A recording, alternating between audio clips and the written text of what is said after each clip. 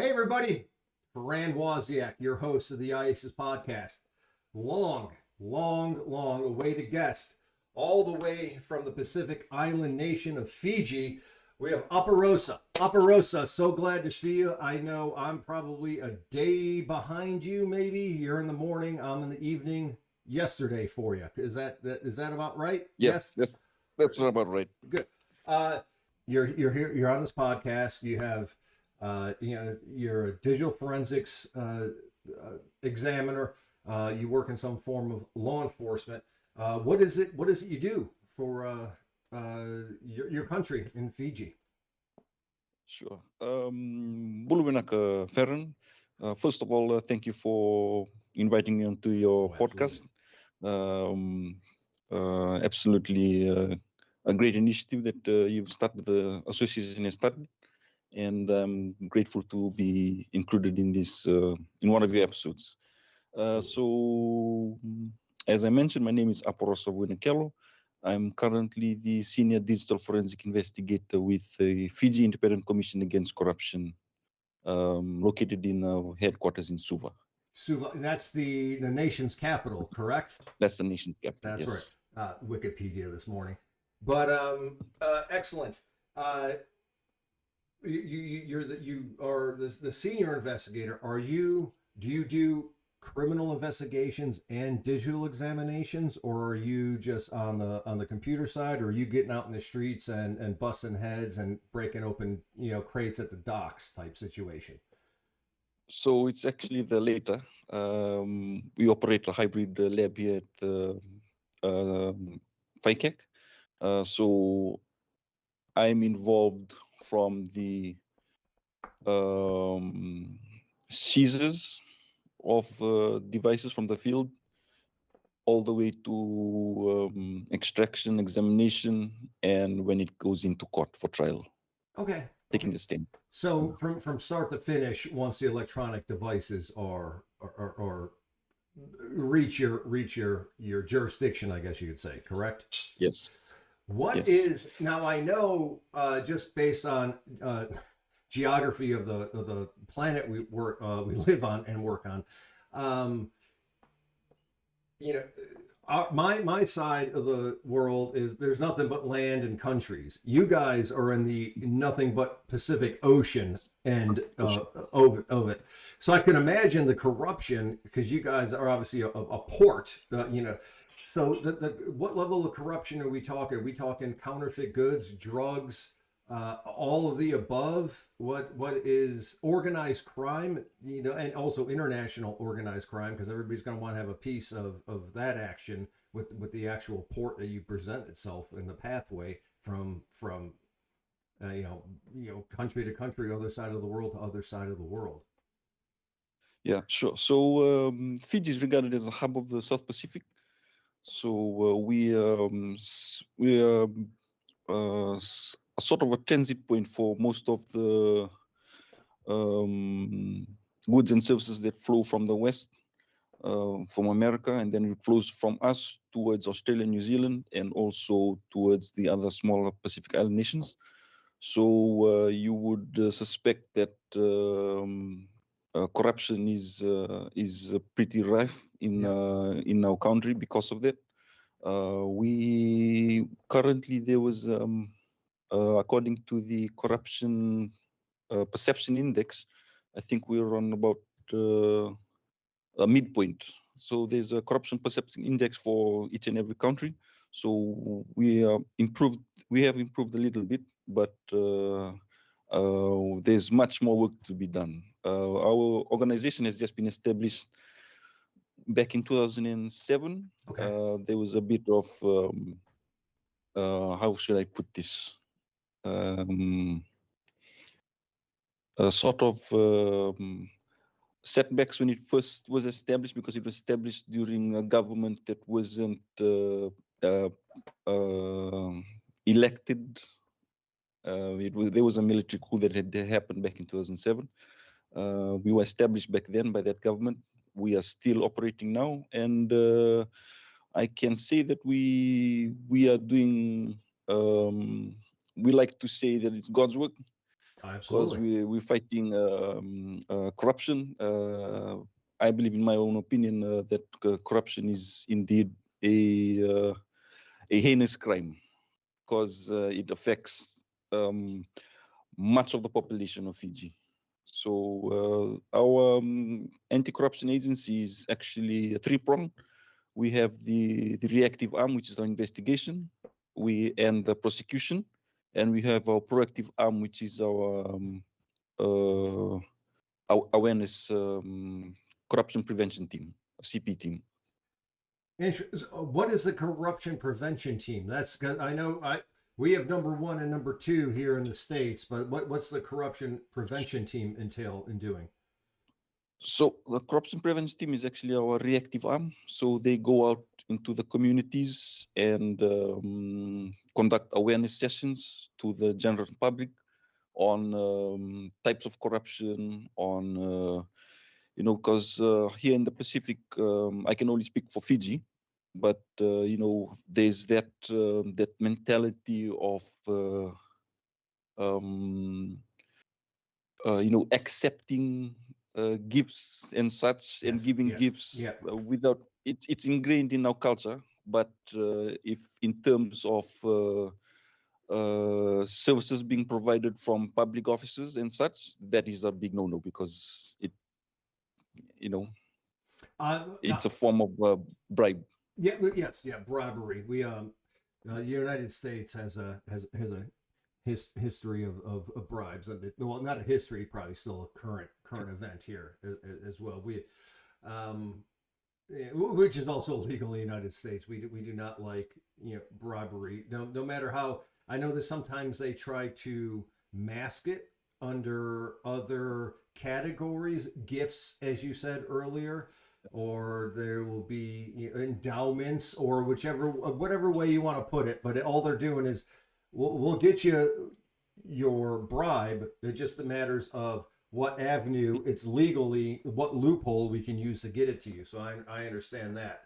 So then you are, I guess, internal. You're only worried about what's happening in Fiji. You're not external, international. It's all internal, investigating and prosecuting. I guess Fiji only, correct? Yeah. So our main focus is on actually the public sector in Fiji. We don't touch the private sector. We mostly are concerned with the use of government funds. Yep. And in fact, we do work closely with our international counterparts when there's an international nexus involved in our cases. So there's a number of cases that we are currently running that involves foreign law enforcement. Okay. So we do in fact work with our foreign counterparts as well. Digital forensics, you've been doing. How long have you been into this whole zeros and ones thing that we play in our jobs? Okay, sure. I actually joined the commission back in 2014. Started off as a financial investigator. I have a bachelor's degrees in accounting, so it's a big swing from that to what I'm doing now. But in 2018, our commissioner at the time, our deputy commissioner at the time, had seen that there was the great need for expertise in this field because of what we have been experiencing in the field prior to that. There was a lot of seizures of of emails, of documents. So prior to the establishment of the unit, so myself and another colleague of mine, Mr. Frank Torra, we actually established the digital forensics unit here in Wasiak. Prior to the establishment of the unit, the digital forensics work was actually handled by our IT team. Our IT support team. So deputy commissioner at the time saw that our IT team had their main priorities handling the IT infrastructure for the commission, and they put second priority towards digital forensics work.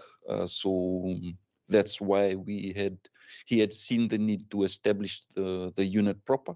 And I was lucky enough to be chosen along with my colleague, Mr. Frank Torra, who is now currently the senior electronic evidence investigator or examiner with the Serious Fraud Office in New Zealand.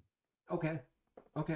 Yeah. So when you got started into you were a fraud investigator, and then you get into this realm, this discipline that we have, this little niche, whatever way how we want to say it. Training wise, what training were you able to what training were you able to receive to get your feet wet, get your foot in the door, and start moving forward in this career path? Right. So back in 2016, I believe, is when we were first introduced to digital forensics training. So I think you might know Mr. Zeke Thackeray. He had come and conducted a few training sessions with us back in, I believe it's 2015, 16, where we were all introduced. A number of investigators were introduced to digital forensics, just first responder tactics. We introduced. Yeah, Farand. No. Sorry. Did he come out to Fiji to teach this? He came to Fiji. He's actually a New Zealander. Oh, okay. All right. And he's actually based all over the world. He travels a lot. But Zeke, if you're gonna watch this, thank you very much for coming out and introducing us to digital forensics. That's where I actually got interested in it, and I was lucky enough to be chosen in 2018. And following that, we actually had to. He gave us the recommendation to obtain our CFCE. So Zeke Gotcha. He's an IACIS member as well. Good. Okay. Yeah. Very nice. I was wondering because I was like, hey, we need to go to Fiji to teach a digital forensic class. And like, oh no, boss, please, don't make me go to Fiji for 2 weeks and teach classes. Oh no, the horror. Yeah. So that's good. That's good. Well, you got people. I mean, I'm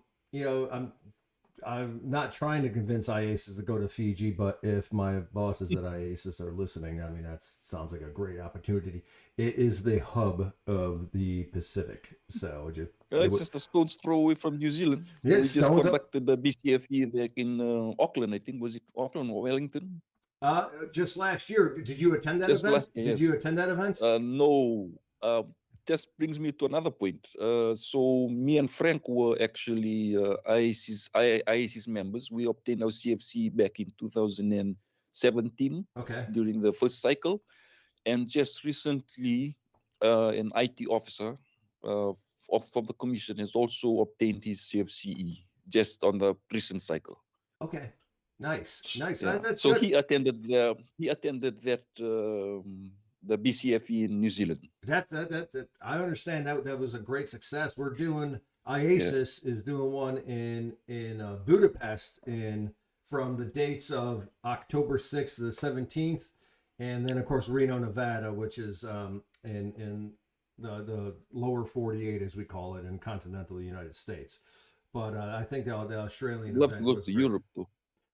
Budapest is, I think that's the one. I think they did Prague. IACIS did Prague for a few years. Australia was the first time I believe we hit that side of the world. But expansion's happening, so that's the classes are coming. Have you ever been to the States anywhere?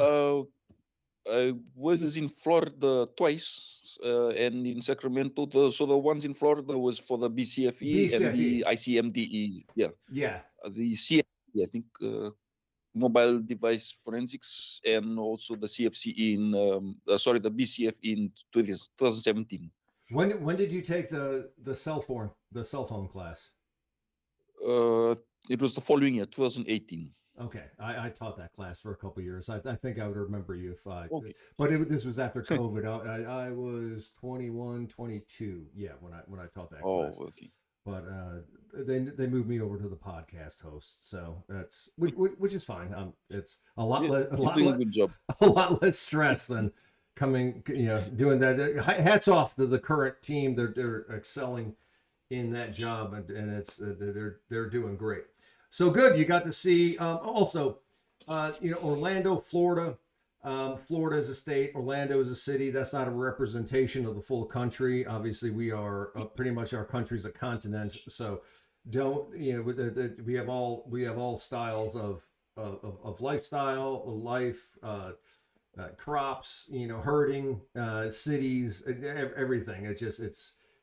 So when you get off in the Orlando airport, which is, and God bless the Orlando airport, they try to do what they can for you.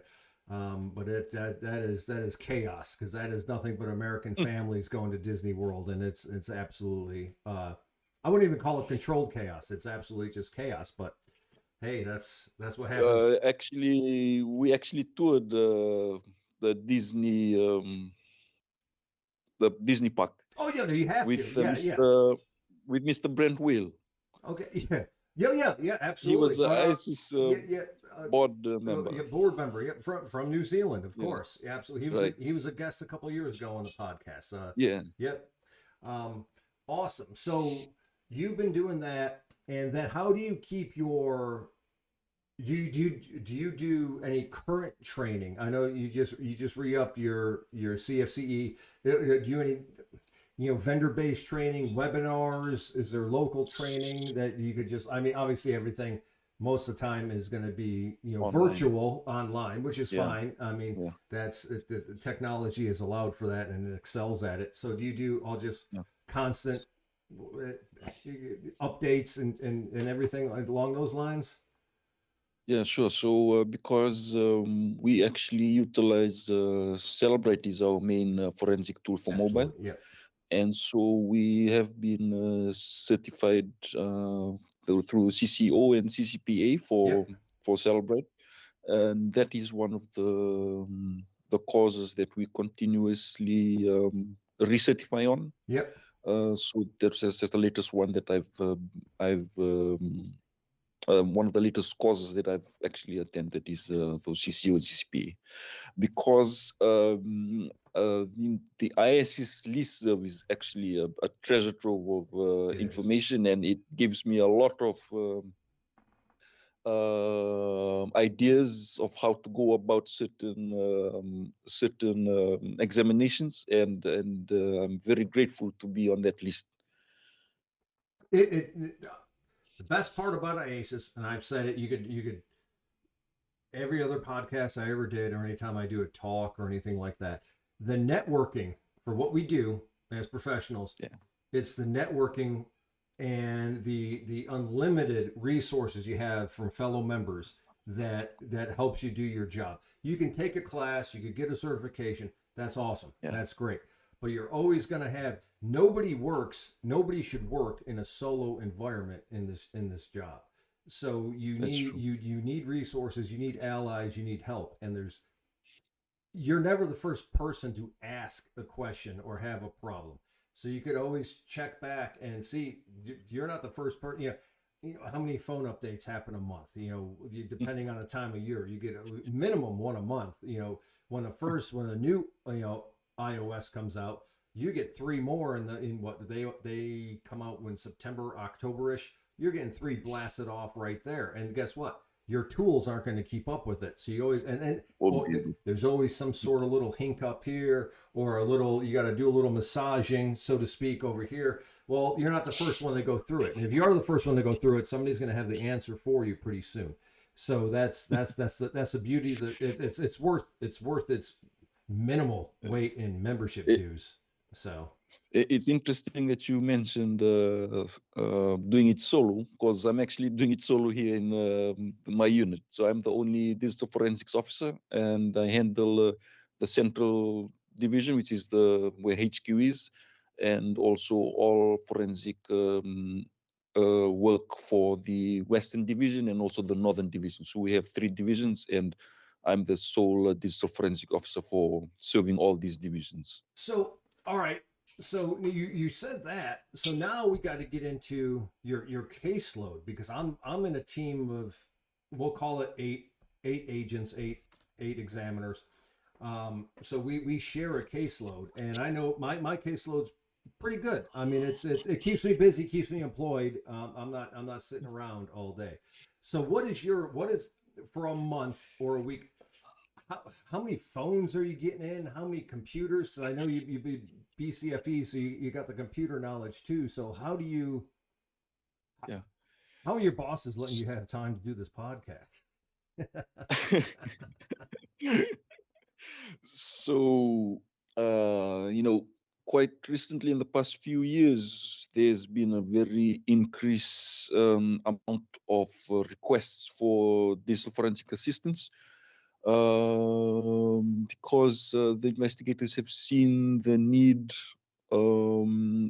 Most of these are offenders because we deal with corruption in the public sector. Our offenders are high-ranking officials in government sectors, in state-owned entities. Yeah. We're talking about CEOs, managers, and the sort. They have most of their work is handled online through their mobile phones, their emails, and their laptops, their iPads, and whatnot. So I can I can 100% tell you that uh, there has been a request for digital forensics unit for either seizure, extraction, examination in about 70 to 80% of cases that we're currently investigating in the commission. So you can imagine the amount of work that I have at the unit handles. So, you know, there has been, I've been doing this solo for the past 2 years now, since the departure of my former colleague Yep. to SFO. There has been talks with higher ups regarding extra manpower for my unit. At this point, it's still all talks, but I'm handling it as best I could. There's certain things that we've changed a bit in the unit, including how we store our data. Before we used to store our data in physical hard drives for respective cases. So now we've actually requested for, and they've approved the procurement of a forensic server. So now I know it's very easy for me just to, when a request comes in, for data that has been extracted, say last year, for me just to go into the server and just quickly find the data and examine it for what the team requests. So, prior to that, I had to dig into our records, try and locate the hard drive where the data Yep. was, and then Yep. pick that hard drive up, Yep. connect it into a write blocker, put it up to the forensic machine, and then run the software and try and.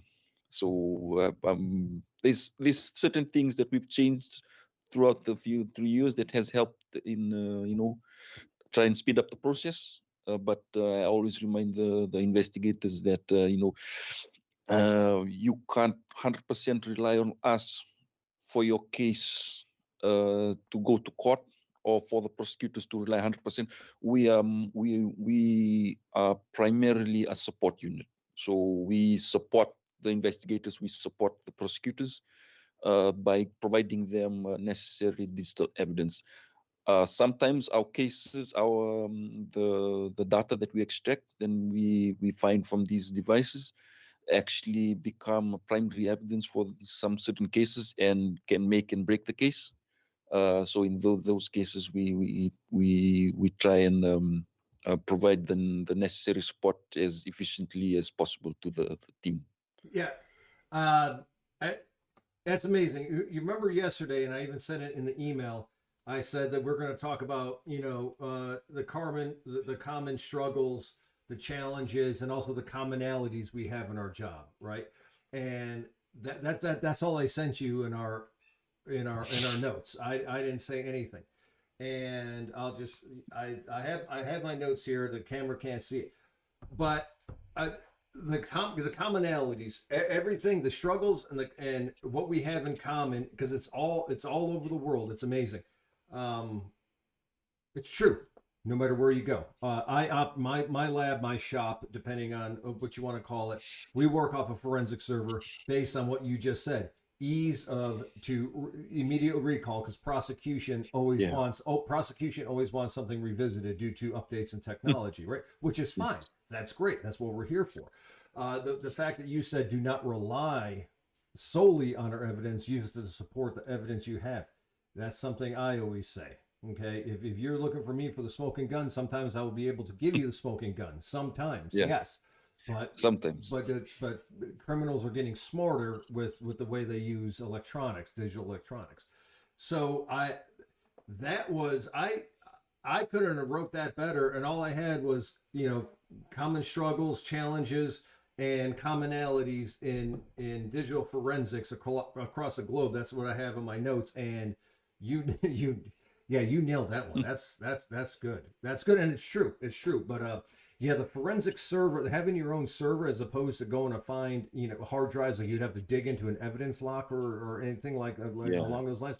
So much better it's so much easy use, and just recalling that evidence, running it through again. Sure, there's process time with it, but it makes our job easier, and it makes our job easier because if somebody wants something revisited, they have a time crunch. They don't understand. Maybe it takes a day to load everything up, process it, run all the processes, so you're able to look at it. Well, you're not fumbling around. You're getting right to it because it's right to it. You're in a time crunch, and you got to manage people's expectations. But at the same time, they can only be managed so much before you got to negotiate. You got to do a lot of negotiations and managing at that point in time. So yeah, the forensic server, that's a good call.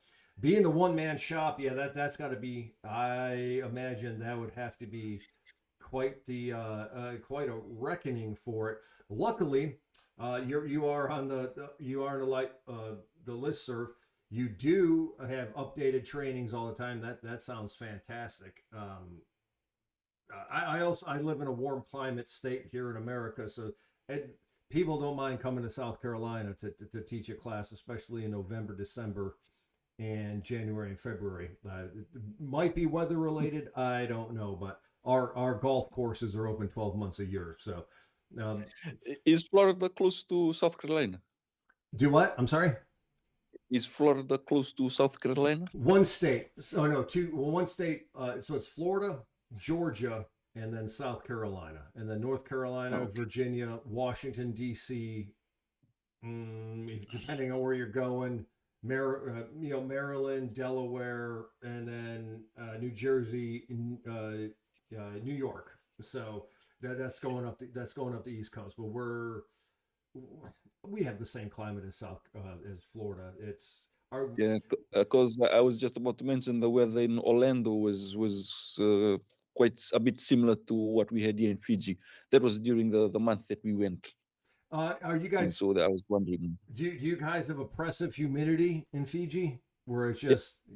Right now we're experiencing a lot of humidity right now. Yeah, I can't do a thing with my hair in this humidity. That's a problem. I'm surprised I'm not wearing a ball cap. But yeah, that's good. Let's see what else we have here. All right. So anything else you want to touch on before we explore the cultural life and everything of Fiji? Anything else you want to say about digital forensics, your job? This is your show. I'm merely just a vessel for you to talk for as long as you want to talk. Trust me, the world is listening. So sure. So as you can imagine, Fiji is a relatively small country, just about 900,000, probably hitting 1 million if we do conduct another census. So digital forensic field here in Fiji, currently, I think there's only one other practitioner who's in the private sector. He's actually a digital forensic. I don't know what sort of work he does, but he is a digital forensics officer for one of the big 4 accounting firms, Ernst & Young, I believe. Okay. So apart from him, there's me and the recently certified IT officer, and also for the police.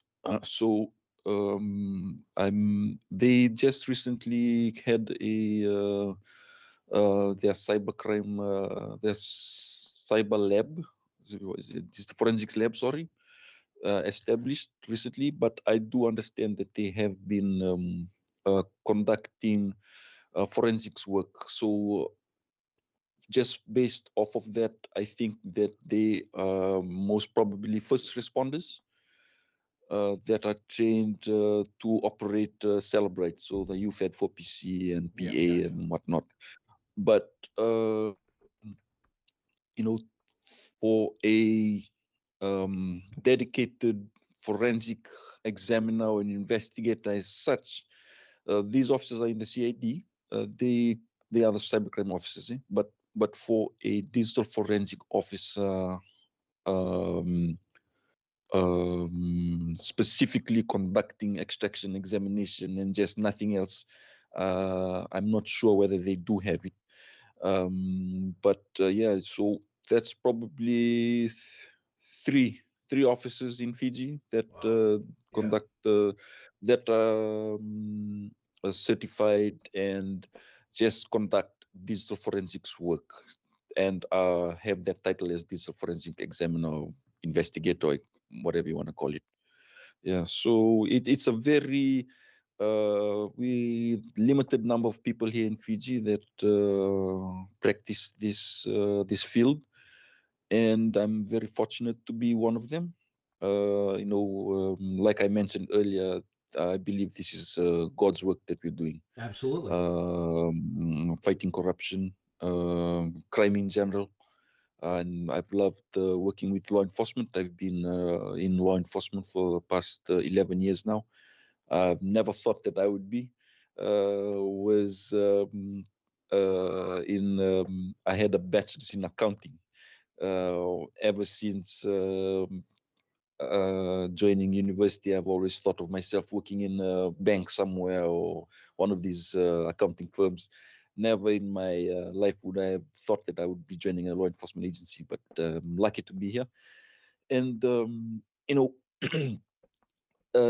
there's also that for our field to grow here in Fiji, I think there's a need for there to be offerings in our universities for this specific field. I know for accounting, there's units, there's a course for forensic accounting, just specifically forensic accounting. But for digital forensics, there's none. There's IT.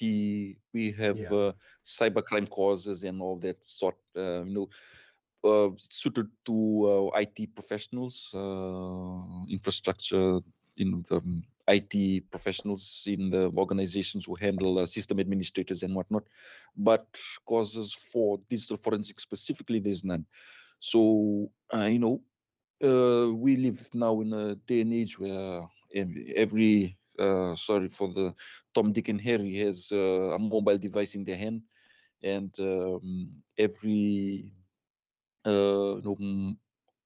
their lives are on it, and including these criminals. So if we were to be very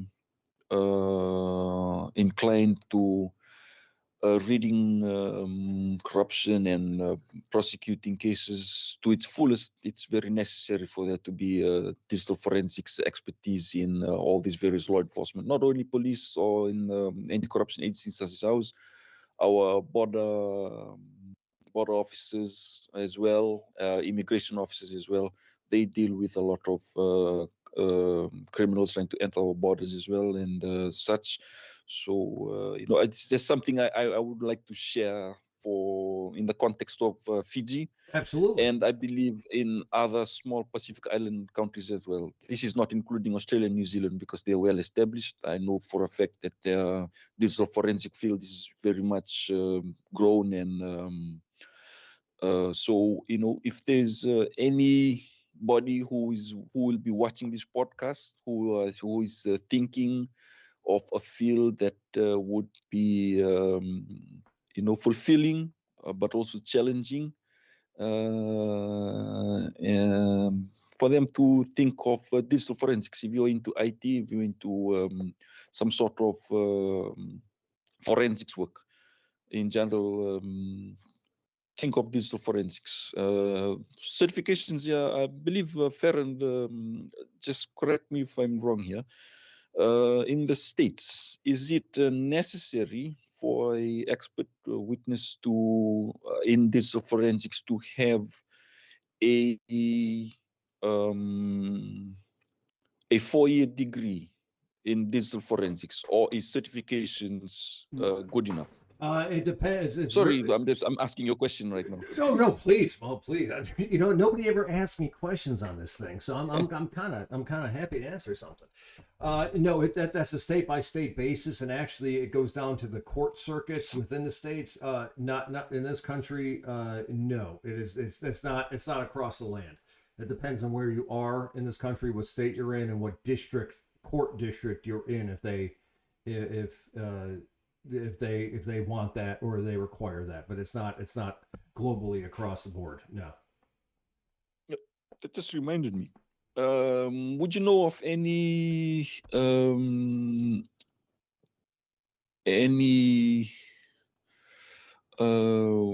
works underway in the digital forensics world for standardization of procedures and processes for digital forensics? Because to my understanding, I believe there's none at the moment. Would you? Yes, there is that. What I call it SWEDG, and I can't access the internet, but it's the SWEDG. I'll be scientific work. Yes, that's what I would. Yes, that's what I would. That's the one I'd be thinking of for as far as across the board. Parameters. I think we drew SOP for the unit from SWEDG and some other publications on how to work up a SOP for digital forensics lab. So just brings me to another point. Fiji has just been ratified under the Budapest Convention quite recently, under the European Council for cybercrime, to do with cybercrime. So that's how we just recently enacted our Cybercrime Act in 2021, I believe. So prior to that, all our procedures for seizing, extracting digital evidence was under our Crimes Act. So there wasn't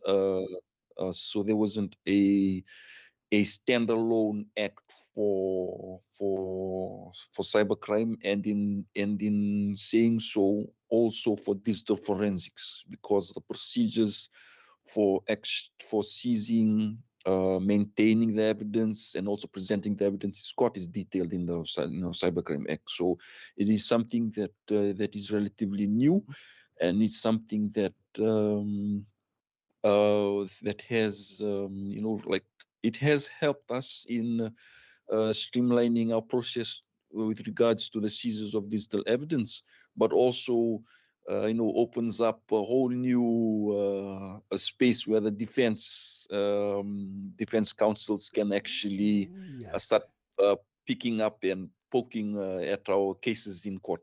It is challenging. Counterintelligence. But it's great.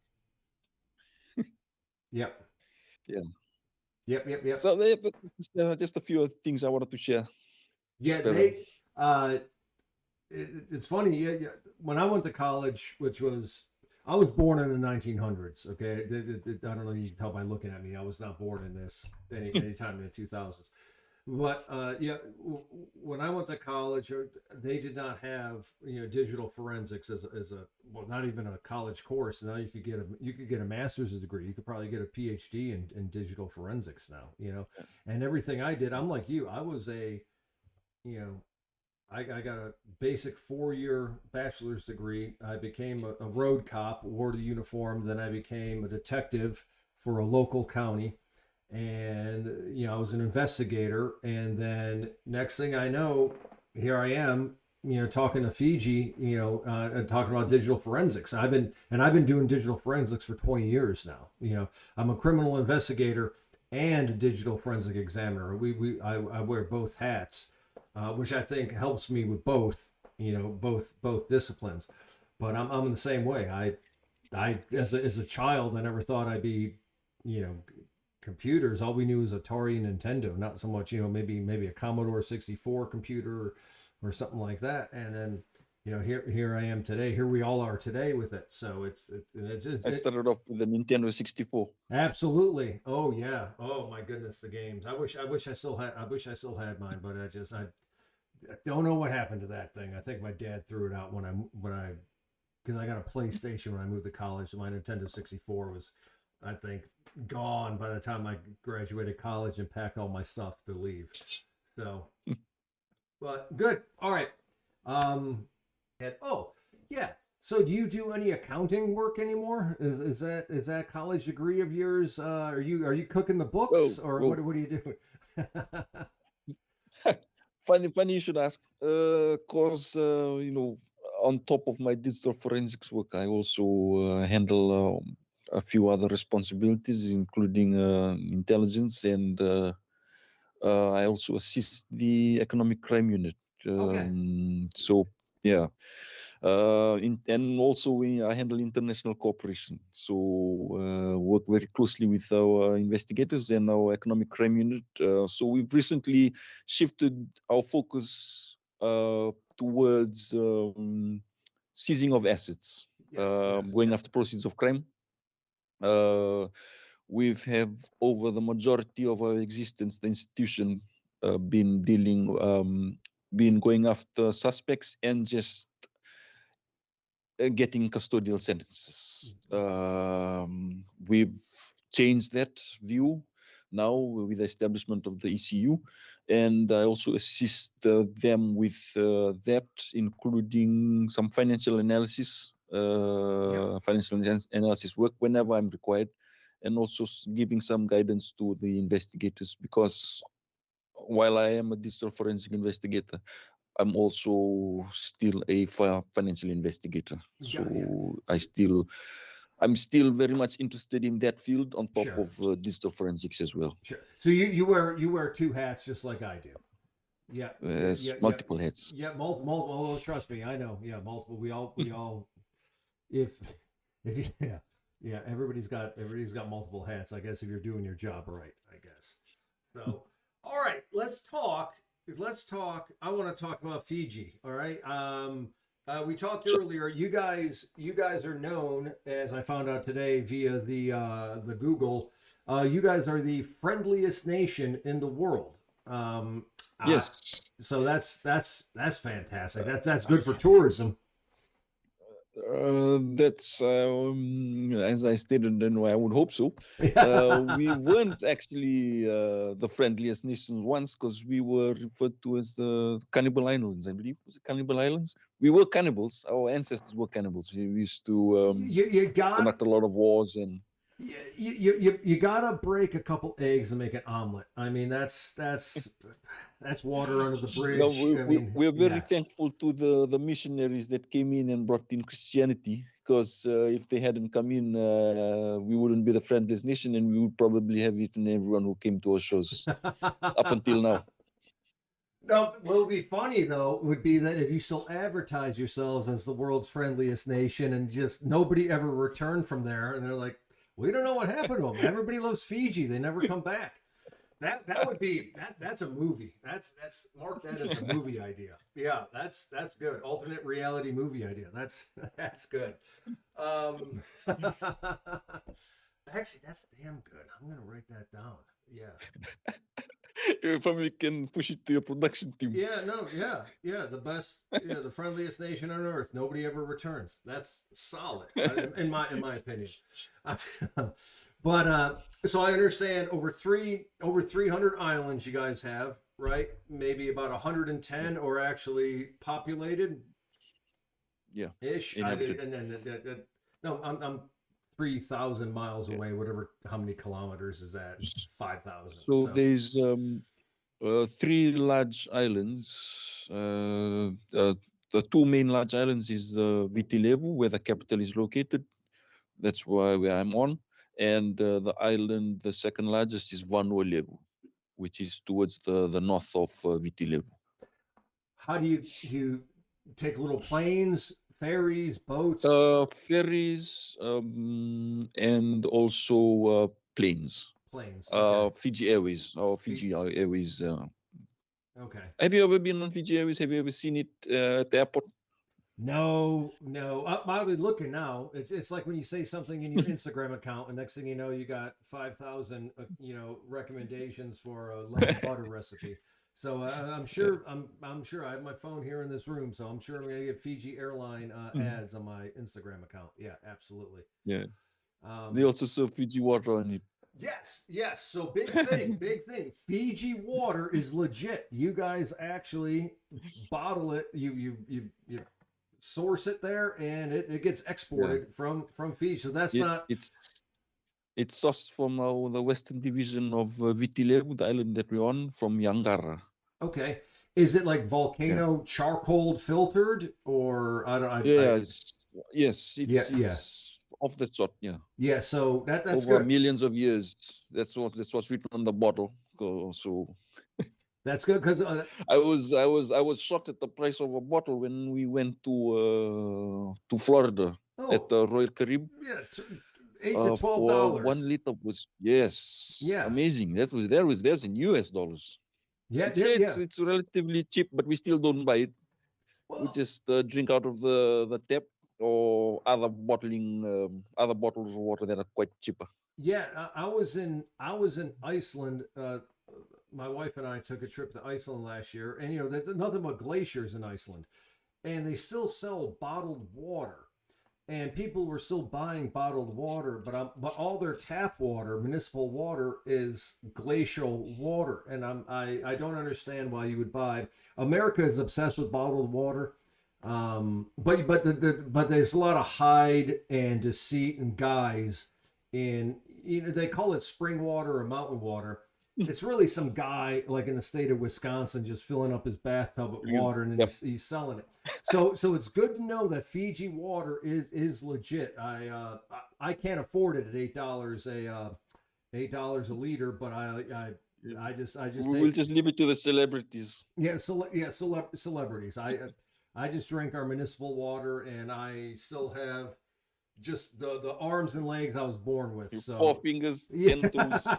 4 fingers. 4 fingers. Yeah. Whoa. What goes on in Fiji? Oh, what kind of rite of passage is that in Fiji? My goodness. So, food wise, what do you guys do? Let's say it's Christmas Eve, it's Christmas, it's Easter, or a holiday in Fiji. What is a traditional celebration meal? Maybe your wine, beer, a cocktail, whichever.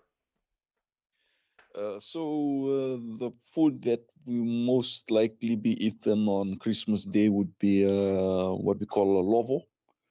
It's food that's cooked. How should I put it? Under the earth. Yeah, sure. Yep. So we just chicken, pork, whatever you need, foil it up, marinate it. Sometimes we use the coconut leaves just to weave these chickens and dalo in. Dalo is taro. You have you eaten taro before? Yeah, or tapioca. Oh yeah, yes. Okay, good. We have a lot of that. That's our main root crop here in Fiji, taro and tapioca. So we put all that into the earth oven, cover it up, say for about an hour 30 minutes, and it comes out well, nice and cooked, juicy. It's most of our functions involve lovo. So that's what is called Lovo. Okay. All right. Lovo. Lovo. Lovo. I mean, my accent. I'm sorry. Yeah, that's perfect. All right. Good. Perfect. And our drink. If you've ever heard of kava. Kava, no. No. That's no. I have not. Okay. So it comes from a peppermint, some sort of a peppermint plant. I think it's so the root we actually pound, and we drink that. It's brown in color. It tastes earthy, but it's an acquired taste. But it's should I say a beverage that we in Fiji partake in for social gatherings, or even just you yourself at home want to wind down a bit, because it induces a bit of drowsiness. Is it alcohol? It's okay. Is it an alcoholic beverage? No, there's no alcohol at all. It's just you can be. We call if a person has had too much, we call them dope. Gotcha. They've doped, and if they still illegal, still legal to drive the vehicle and everything, but the driver could still be falling asleep. So I got you on that one. Okay, good. Is it true? Now I heard these rumors that you guys have a $7 bill because of your rugby team. Is that yes? That is true, and that's legal currency. I actually have a funny story regarding that. So our national team won the first Olympic gold medal in sevens in 2016. In 2016, and the Reserve Bank of Fiji actually published, printed out those $7 notes. And in 2017, me and my former colleague Frank attended the BCF in Florida. So me and him, we attended the social night after the I believe it was the board, the members meeting. There was a social night after that. So we are following the social night. We all went together with my colleague and a few other IACIS members. Went over to a pub, a sports bar that's just close by to the Royal Caribbean. I think you probably recall it if you've been recently. We were there, and there was people were drinking and all this. The party went on to the wee hours of the night, say about 12 o'clock, and we met up with an individual who wasn't part of the member, the IACIS group. He was actually a owner of a restaurant, a chain of restaurants of such.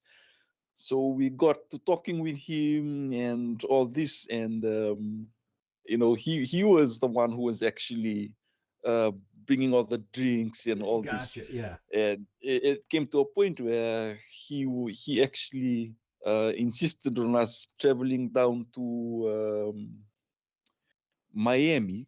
Was it Rock? Was it Rock? Hard Rock? Was it Hard Rock? Hard Rock Cafe? Yeah. Hard Rock. Yeah, Hard Rock Cafe, which was about a 7-hour drive away. So this was, mind you, this was 1 a.m. in the morning. 7-hour drive to Hard Rock Cafe. He called up a taxi, what's called a Uber, one of his Uber rides, and asked him if he could come and pick us up and take us down to Hard Rock Cafe. And the guy actually swore back at him, saying, "Are you crazy? It's 1 a.m. and it's a 7-hour drive. You expect me to come and take you guys there?" And then he told us what the driver had told him. And my friend, he actually had a $7 note on him. So he was the one who's really excited about going down to Hard Rock. Sure. So he pulled out the $7 note, and he, it was sort of, how should I say, probably a bribe even, to try and... it's not a bribe. It's not a bribe in that form. Not by this kind. Just to try and influence the guy, just to try harder to get a transport to take us with that $7. See, I'll this $7 is the only $7 note in the world right now. Yeah. It's got, and he tried to use that, but it didn't work out because everyone was already gone by then. Gone by then. Yeah, that's a good story. I think, we have I don't have any in front of me, the police challenge coins. Everybody always trades coins. Yeah. And I think if, heck, you could just give out those $7 bills, because I don't know of anybody else that has a $7. We have a $2 bill here. Canada has a $2 bill. I think we have a $2 coin. We have $2 bills too, but the $2 bills are used for a very specific reason in this country. But then a $7 note, that's something that's an awesome. So those notes are currently in limited circulation right now, because I think people have been keeping the notes. I for one am one who has kept the $7. Oh yeah, notes. I would. Yeah, sure. I keep it at home because you never know, down the line it might cost a few bucks. Oh no, absolutely. No, it's hey, that's your savings account. You could do whatever. It's legal tender. You could hoard as much of that as you want, as long as you obviously rightfully got it. So awesome. Anything else before we close out? This podcast has been, well, no, it hasn't exceeded my expectations. It went right with my expectations, because I knew this was going to be a great interview. Anything else you want to do before we close out? And I know you are in tomorrow. I'm in yesterday, so I know you probably got a work day ahead of you. Yeah. So tomorrow's Friday. Just nice. Oh my God! Yeah, geez, I'm still in Wednesday, and you're already talking about tomorrow being Friday. That's crazy. Oh, so the weekend's already started for me. Yeah, that's good. Your weekend started on Friday? No, it's just the easygoing day for us here in Fiji. I hear that. I wish that was the case here in America, but all right, Aporosa. It was a pleasure to have you on. Any closing remarks? Final closing remarks? The floor, the world is yours. Sure. I'd just like to take this opportunity to thank you, Farand, for inviting me onto your podcast, and also to the IACIS Association as a whole. Very fortunate to be part of this volunteer-run association. For those that don't know, it is 100% volunteer work that is done by all the staff, including Farand here. We're not paid for. They're not paid for this, and I thank them very much for the hard work that they've done to get this association to where it is right now. I would suggest to anyone that is looking to get certified in digital forensics to get certified via IACIS, whether it be the CFCE, the ICMDE. There's a number of courses that they push out, certifications, and you also gain access to the listserv, like we had mentioned. Very resourceful tool to be part of.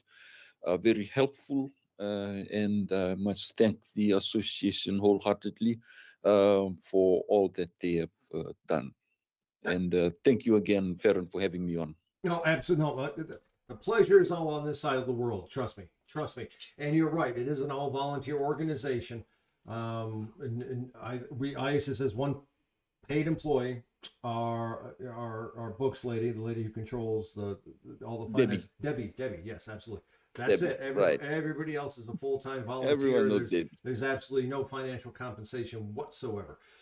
Saying that, hey, look on coming into the staff. Become a staff member. See if we could. Just before I end there, I was coaching for. I did coach a CFCE candidate just recently.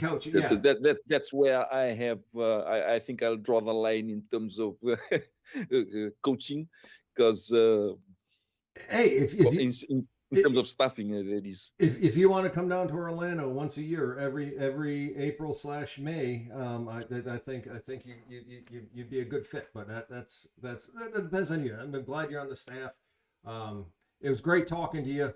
I knew we were going to nail the common challenges and commonalities that we have in this line of work. I knew that was going to happen. Whenever I talk to anybody in this world, it's always the case, and that's crazy. I mean, you are in the middle of the Pacific Ocean. I'm in the middle of one of the biggest rocks that we have here on this planet, and we have the same exact problems, triumphs, work, and I guess problems, and then the problems that cause us to have our jobs. That's human nature, no matter what. So we're thankful for those problems. Yeah, it does. It puts food on my table. I don't want to make it sound like that's in the wrong way, but it does put food on my table. So, but all right, Aporosa, thank you, Aporosa, everybody. Fiji and anti-corruption unit, correct? Yes. Yes. Perfect. Fiji Independent Commission Against Corruption. There we go. See, say no to corruption, guys. Yeah, absolutely, always, and no to drugs too. So. All right, guys, I'm Farand, Wasiak. I'm our podcast host. We'll see you on the next episode. All right, take care.